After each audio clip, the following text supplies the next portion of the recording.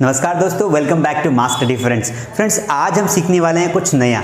दोस्तों, ऐसे बहुत सारे सेंटेंसेस होते हैं जो हम हमारी जनरल लाइफ में, डेली लाइफ में इस्तेमाल करते हैं। These sentence are like this, like मुझे इंग्लिश पढ़ाने की आदत है, उसे झूठ बोलने की आदत है, उसे शादियों में नाचने की आदत है, मुझे ना मोबाइल गेम्स खेलने की बहुत आदत है, उसे लोगों की बुराई करने की आदत है, उसे शर्त लगाने की आदत है। सो दोस्तों, आज हम सीखने वाले हैं कि अगर हमें इस प्रकार के वाक्य बनाना हो कि किसी को कोई आदत है या कोई किसी चीज़ का आदी है, उन वाक्यों के लिए कौन से हेल्पिंग वर्ब यूज़ करेंगे और कौन सी मेन वर्ब यूज़ करेंगे। तो चलिए शुरू करते हैं। If you are new on our channel, you can subscribe it and also like and hit the bell icon so that you can get all the videos on time. Now see guys, मैंने एक बहुत ही प्यारा structure लिखा है। देखो, नियम क्या है, सेंटेंस की पहचान करना। इंग्लिश में जब भी आप टेंसेस पढ़ रहे हैं, मॉडल्स पढ़ रहे हैं, first of all you need to know that कि हिंदी सेंटेंस के लास्ट में क्या आता है। ठीक है, तो जैसे मैंने कहा कि उसे वह शराब पीने का आदी है, वह शराब पीने का आदी है, तो यहाँ पर एक तो आदी शब्द है, मीन्स हैबिचुअल है। मैंने कहा कि उसे झूठ बोलने की आदत है, तो आदत शब्द आया। तो आदी है या आदत है, अगर ऐसे वर्ड्स आ जाएंगे सेंटेंस के लास्ट में, तो आपको ये वाला स्ट्रक्चर फॉलो करना है।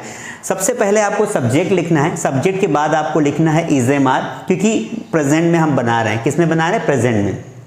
ऑब्वियसली अगर पास्ट में बनाएंगे तो हम लोग अलग प्रकार का स्ट्रक्चर यूज करेंगे।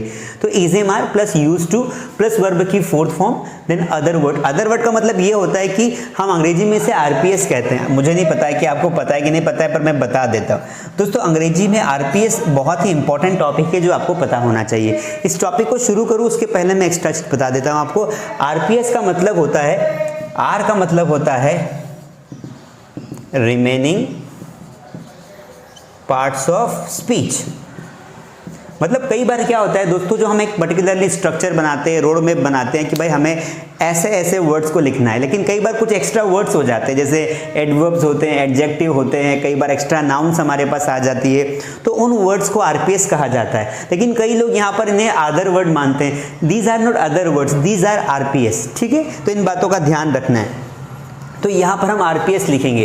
तो पहले हमें स्ट्रक्चर को समझना है कि अगर हमें ऐसा कोई वाक्य बनाना है जिसमें किसी की आदत होने की बात की जाती है, जैसे सब्जेक्ट लिखा, इज एम आर लिखा, उसके बाद यूज टू लिखेंगे, उसके बाद वर्ब का फोर्थ फॉर्म, फिर लिख देंगे अदर वर्ड। फॉर एग्जाम्पल, उसे झूठ बोलने की आदत है। आप में से कई ऐसे लोग जो कभी कभार बीच में झूठ चिपका देते होंगे, मजबूरी रहती है ना, क्या कर सकते हैं। ठीक है, झूठ बोलना भी समय के साथ जरूरी है, कलयुग चल रहा है। अब देखो, हमने सेंटेंस बनाया कि उसे झूठ बोलने की आदत है। अब उसे मतलब अगर लड़का है तो ही लगाएंगे, लड़की है तो शी लगाएंगे। यहां पे मैंने मान लिया लड़का, ही। अब ही के साथ हमें क्या इस्तेमाल करना है? We know that we use is with singular subject, am with I and are with plural subjects. तो यहां पर he is a singular subject, इसलिए मैंने इज लगा दिया। ही इज, उसके बाद आपको लगाना है used to, he is used to. अब बोलना, वर्ब की फोर्थ फॉर्म, जिसे हम आईएनजी फॉर्म बोलते हैं, तो बोलने को बोलते हैं टेल। क्या बोलते हैं? टेल। तो यहां पर मैंने कर दिया टेलिंग। क्या कर दिया? Telling. He is used to telling. अब झूठ बोलने को बोलते हैं टेलिंग अ लाई। ध्यान रखना है दोस्तों, झूठ के आगे हमेशा आर्टिकल अ का इस्तेमाल ऑटोमेटिक किया जाता है। ठीक है, ये ध्यान रखना है आपको। अब आपके मन में एक सवाल आ रहा होगा, जो स्टूडेंट्स मेरे क्लासेस को रेगुलरली वॉच करते हैं, दे मस्ट बी थिंकिंग कि सर, आपने हमें ये सिखाया है कि टू के बाद तो हमेशा वर्ब का फर्स्ट फॉर्म आता है, फिर यहाँ पर फोर्थ फॉर्म कैसे आ गया? तो दोस्तों, टू के बाद वर्ब का फर्स्ट फॉर्म तब आता है जब दो वर्ब एक साथ आती है। ठीक है, जैसे मैंने कहा कि मैं खाना खाना चाहता हूं, तो I want to eat food, तो वॉन्ट भी एक वर्ब है और ईट भी एक वर्ब है, तो वॉन्ट टू हो गया। ठीक है, जैसे सेंटेंस लिखा मैंने, I want to eat food. अब यहां पर ये वांट का मतलब होता है चाहिए और ईट का मतलब होता है खाना। तो जब दो वर्ब के बीच में जो है, जब दो वर्ब एक साथ आ जाएगी, तो दोनों वर्ब को जब हम सेम फॉर्म में लिखेंगे, किस में लिखेंगे? ध्यान रखना, सेम फॉर्म में। ये भी वर्ब की फर्स्ट फॉर्म है, ये भी वर्ब की फर्स्ट फॉर्म है, तब हमें सेकंड वाली वर्ब को बनाना पड़ता है इन्फिनेटिव, इसलिए यहाँ पे हमने टू लगाया। लेकिन यहाँ पर तो ये कौन सी फॉर्म है? ये सेकंड या थर्ड फॉर्म है, दैट इज वाई हमने यहाँ पे इस टू को इसके साथ जोड़ दिया है। ठीक है, which is acting like a auxiliary verb, इसलिए यहाँ पर हमने टू के बाद फोर्थ फॉर्म लगा दिया है। और कंसेप्ट क्लियर करना है तो फिर आपको जाना पड़ेगा मास्टर डी पर, वहां पर मैंने बिल्कुल डिटेल में चीजों को समझाया है। तो यहाँ पर कंफ्यूज नहीं होना है कि सर ये टू के बाद वर्ब का फोर्थ फॉर्म कैसे आएगा। ये ग्रामेटिकल रूल है कि हम लोग यूज्ड टू को साथ में रखते हैं क्योंकि ये as a auxiliary verb act कर रहे हैं यहाँ पर। तो he is used to telling a lie, उसे झूठ बोलने की आदत है। जैसे कई बार हम बोलते हैं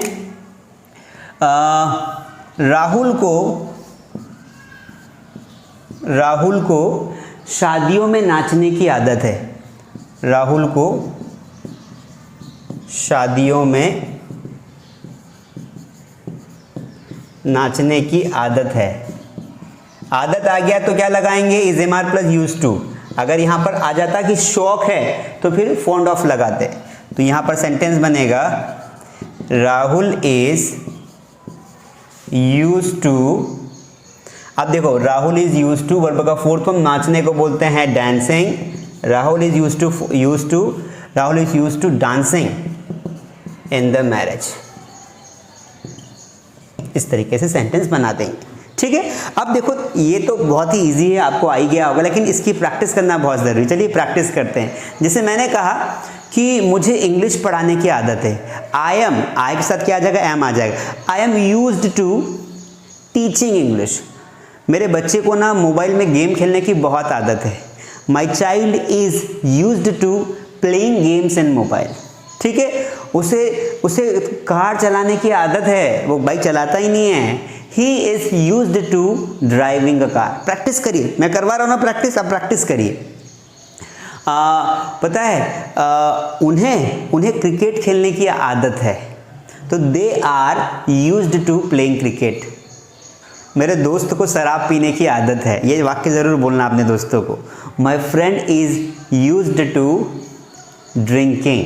अब देखो ड्रिंकिंग अपने आप में जो है पीना होता है शराब। आप चाहो तो वाइन लगा भी सकते हो, वरना नहीं भी लगाओ चलेगा, ठीक है। इस तरीके से कोई काम करने की जिसको आदत होती है ना, तो वो बनाना है। अब आपको प्रैक्टिस कैसे करनी है, आपको डिफरेंट सब्जेक्ट लेने।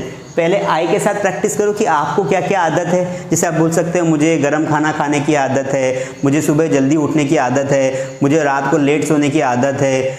जो भी आपकी हैबिट्स है आप आई प्लस एम लगाकर सेंटेंस बना सकते हो। उसके बाद आप ही के साथ प्रैक्टिस करिए, फिर शी के साथ प्रैक्टिस करिए, फिर वी के साथ प्रैक्टिस करिए, फिर यू के साथ प्रैक्टिस करिए, ठीक है। उसे धोखा देने की आदत है। तुम्हें धोखा देने की आदत है। You are used to deceiving. धोखा देने को डिसीव बोलते हैं, ठीक है। इस तरीके से आप बना सकते हैं। अब आपके मन में सवाल आ रहा होगा कि सर नेगेटिव कैसे बनाएंगे। तो नेगेटिव बनाना बहुत ही आसान है। कैसे बनाएंगे, आपको सिर्फ नॉट लगा देना है। मतलब आपको जो है when you make a negative, आपको जो है हेल्पिंग वर्ब के बाद नॉट लगा देना है कि subject plus is am are plus यहाँ पर आपको नॉट लगा देना है। बाकी जो सेंटेंस है वो वैसा का वैसा बनेगा। यहाँ पर आरपीएस लिख दो या अदर वर्ड्स लिख दो, एक ही बात है, ठीक है। जैसे मैंने कहा उसे जल्दी सोने की आदत नहीं है। अब उसे क्या, मुझे की बात कर लेते हैं, ठीक है। मुझे ही आदत नहीं है, तो मुझे जल्दी सोने की आदत नहीं है, ठीक है। तो I am not used to, आप सोने को बोलते स्लीप, लेकिन आपको स्लीपिंग लगाना है। I am not used to sleeping early, ठीक है। I am not used to sleeping early. उसी प्रकार अगर आपको कोई इंटरोगेटिव वाक्य बनाना हो तो what will you do, you have to keep the helping verb at first, ठीक है। क्या तुम्हें अंग्रेजी बोलने की आदत है। किसी को अंग्रेजी बोलने में बड़ा मजा आता है, तो हम बोलते हैं क्या तुम्हें अंग्रेजी बोलने की आदत है। क्या तुम्हें अंग्रेजी बोलने की आदत है। वैसे सेंटेंस इतना जम नहीं रहा है, लेकिन हम प्रैक्टिस करें। हमें क्या करना है, हमें तो प्रैक्टिस करना है। क्या तुम्हें अंग्रेजी बोलने की आदत है, ठीक है। कैसे बनाएंगे, we are asking question, so we have to put here question mark. Now see subject is you, तो यू के हिसाब से आगे आ जाएगा आर यू। उसके बाद वापस वही हमारी जो है ऑक्सिलरी वर्ब है। Are you used to speaking English,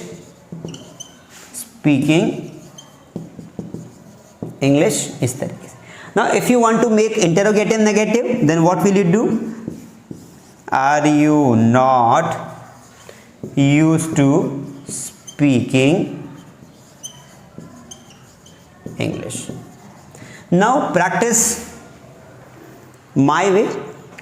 मेरे जैसे प्रैक्टिस करें. How will you practice like me? Like what I used to do, that I used to make one sentence and then I used to make 4 sentences via one sentence. Like if I know the simple sentence, I have to make the 4 so that I can use any sentence at any time. Like मुझे लिख लिया कि मुझे जो, उसे तो पत्र लिखने की आदत है, वो पत्र लिखता रहता है सरकार को, फिर भी सरकार सुनती नहीं उसकी. ये सरकार को झूठ बोलने की, अच्छा पॉइंट है, सरकार को झूठ बोलने की आदत है. The government is used to tell a lie. अब टेल लाई गलत है तो टेलिंग करना है, क्योंकि आपका दिमाग क्या करेगा, टू के बाद हमेशा वर्ब का फर्स्ट फॉर्म लगाने का हैबिचुअल है, हैबिट है उसको ना, तो वो फर्स्ट फॉर्म लगाए, लेकिन आपको फोर्थ फॉर्म लगाना है. So the government is used to telling a lie. The government is not used to telling a lie. Is the government लगा दो, द लगाना हो तो आपको, is the government used to telling a lie. Is the government not used to telling a lie? अब now remember one thing guys, when you pronounce this word used to, तो ये पता नहीं चलता है कि हम used to बोल रहे हैं कि used to बोल रहे हैं, क्योंकि हम used to बोलने को प्रेशराइज करेंगे तो थोड़ी सी awkward इंग्लिश लगेगी, तो उसकी चिंता नहीं करना है ना. आप बोलोगे used to ही, लेकिन वो सुनाई देगा used to, तो उसकी चिंता नहीं करना है. That is understood. ठीक है, ये अंडरस्टूड है कि आप क्या बोलने की कोशिश कर रहे हो. तो आपको इस तरीके से जो है एक 4 प्रकार की प्रैक्टिस करनी. If you want to make WH word, then आप क्या कर सकते हो, WH वर्ड भी बना सकते हो. ये जो सेंटेंस है इसके आगे आप लगा दो वाई.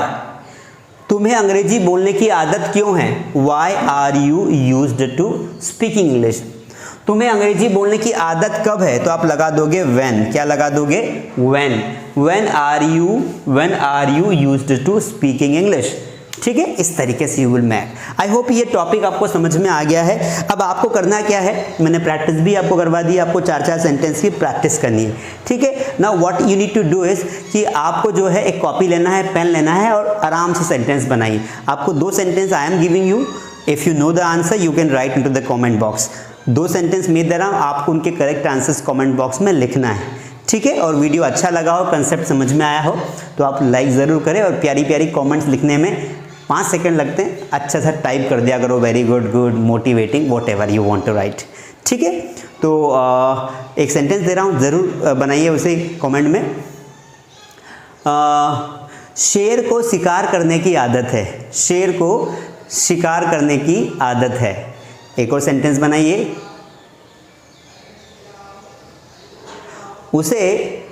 उसे लोगों की बुराई करने की आदत है. थोड़ा सा कठिन है लेकिन मज़ा आएगा आपको. उसे लोगों की बुराई करने की आदत है ना. बहुत सारे ऐसे लोग होते हैं जो जेलस फील करते हैं, किसी का अच्छा होता नहीं देख सकते तो वो बुराई करने लग जाते हैं, लेकिन ये सही रास्ता नहीं है. आप अपने काम में इतने व्यस्त हो जाइए, इतने बिजी हो जाइए कि आपके पास समय ही नहीं रहे किसी के बारे में गलत बोलने का. And always be positive. सभी लोगों के बारे में अच्छा बोले, पॉजिटिव एटीट्यूड रखें जो आपकी लाइफ में आपको बहुत काम करेगा. आज के लिए बस इतना ही. शुक्रिया. मिलते हैं कल 30 दिन की स्पोकन इंग्लिश की सीरीज़ में. Thank you.